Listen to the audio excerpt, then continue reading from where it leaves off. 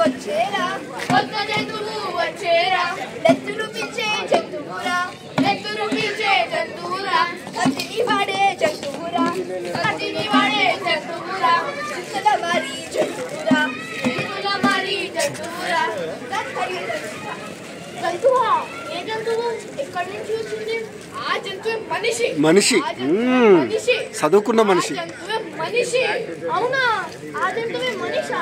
అవును ఆ జంతువే మనిషి అడవిలో చెట్లను చెట్లను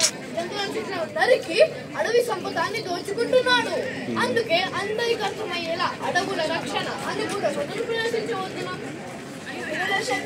అడవుల రక్షణ విజ్ఞాన గాదా ఓహో అయ్యా